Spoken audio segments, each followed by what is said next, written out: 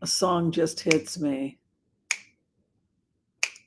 I think I love you, so what am I so? I don't know why. I'm just coming out of a remote. Man, the remotes have been interesting. Let's start with Vladimir Putin, shall we?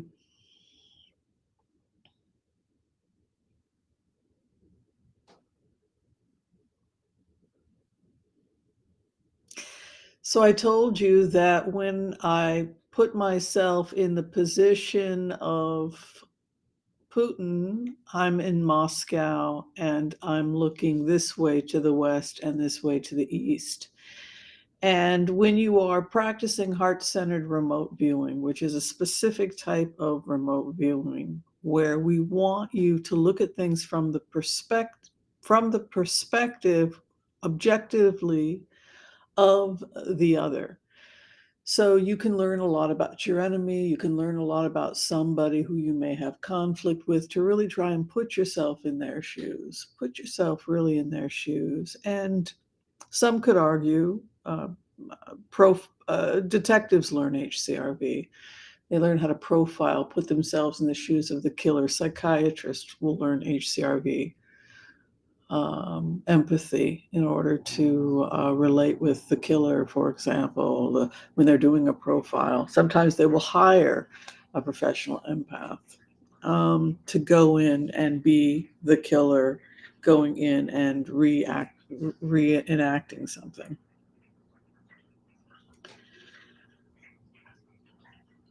Call me if you got a case. No, I'm just kidding. Um,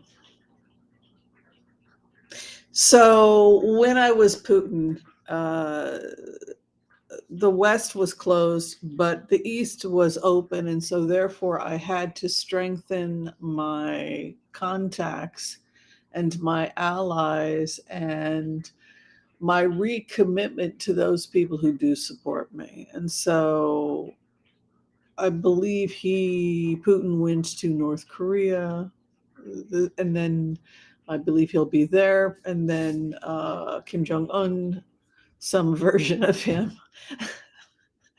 It always changes. Someday he's skinny, so I don't know. Some version of Kim Jong Un. What do you want from me? Uh, will be meeting some version of Putin in Moscow. Who knows? Maybe they're both robot aliens at this point. But it goes back. It goes back to that psychic impression you get when you do this work. I'm closed here, but I'm open here.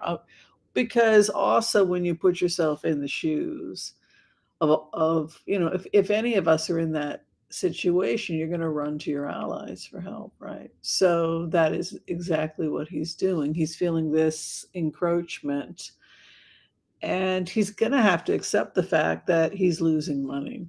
And instead, I think this is blustering. North Korea doesn't have the money, like, oh, we're coming. Oh, we got the weapons. Look, their people are eating cockroaches.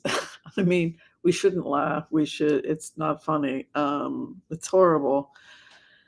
It's terrible. And for that reason, he has nothing to give Putin other than a handshake. And it's kind of like a pass. It's kind of like a way of saying, um, I support you. But let's be honest, he doesn't really have much to offer other than threats of a nuclear attack or something like that. Um, they do have the equivalent of slave labor in North Korea, where weapons and mining of minerals is taking place. I mean, literally, these look like slaves in North Korean slaves. And I know that they have North Korean prisons in Russia, actually. So they may be using slave labor in both Russia and in North Korea to mine minerals and to make weapons. And that may be part of this contract, this exchange.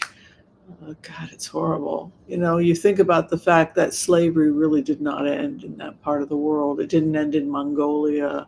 It hasn't ended in Eastern Europe. Children are still being sold amongst tribes in marriage. human trafficking, etc. But it does look like there is a lot of work in terms of very hard physical labor. Yeah.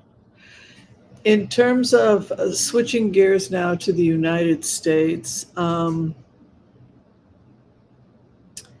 Ginni Thomas is back in the news. I can get the money, Ginni Thomas. I can get the money. I put myself in the shoes of Ginni Thomas, and I'm a people pleaser, and I want to make it better, and I'm the cheerleader of the church, and I've always got a smile, and there's no law against faith, and I can get the money. I'm the cheerleader.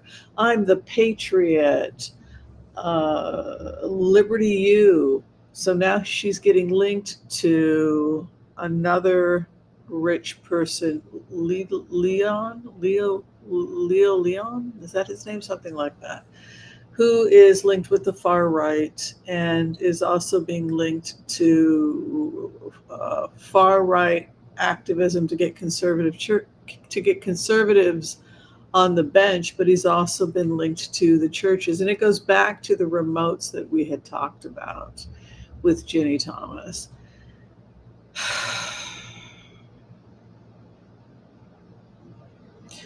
You know what I love about remote viewing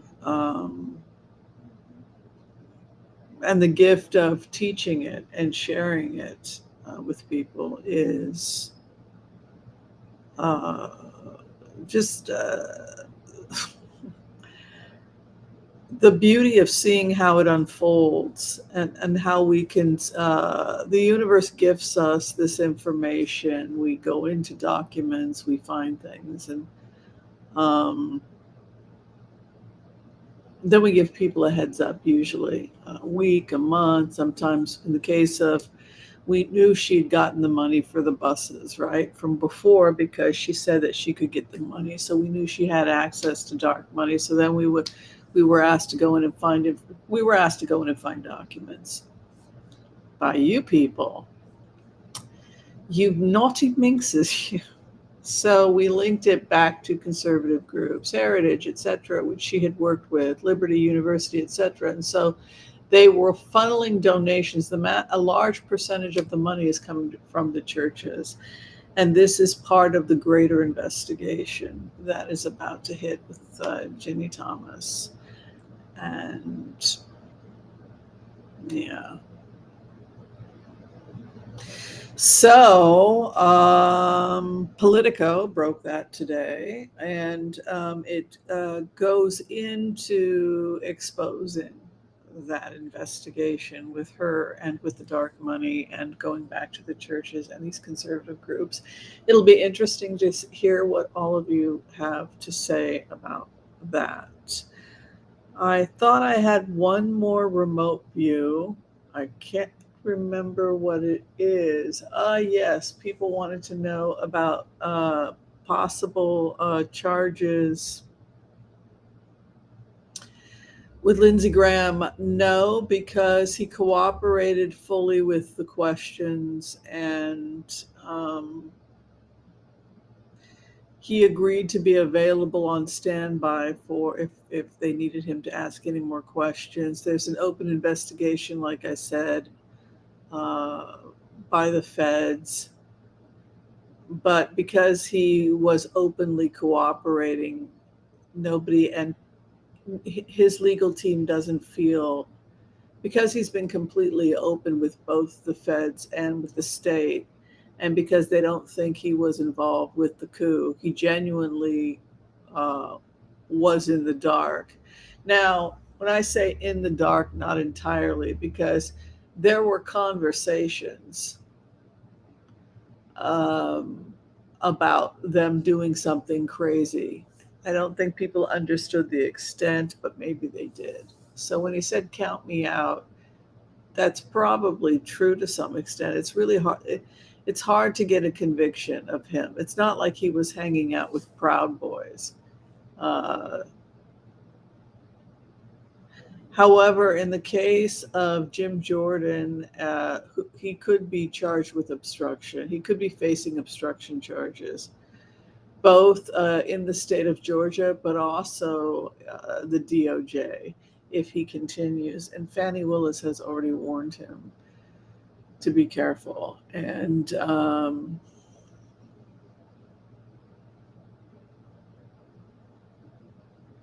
he's also facing some kind of censor in the House for his actions.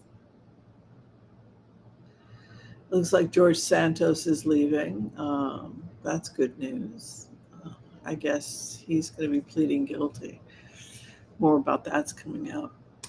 All right, everybody. Thank you. I think I got to everything that I was going to cover today. Yeah, so Ginni Thomas, expect more of that to come out about and linking with the churches. And I think it's going to be hard for Putin to maintain the war given the trajectory of the energy. And I think that it's blustering to some extent on the part of North Korea, because I don't think they have the money to do much other than offer slave labor, mining, etc. All right. Thank you, everyone, for your love and support. If you have not had a chance yet to do so, please like and subscribe to this channel. And click the bell notification so you can get all the notifications of upcoming videos. If you would like to have a reading with me, please check the link for the Booksy information. Also, if you have a Booksy app, it's a really easy way to make an appointment. I also am available on Wizio. I can usually get your answers back within 3 to 5 business days if you have just one quick question. All right. Thanks, everybody. We'll see you next time. And thanks for watching. Bye-bye.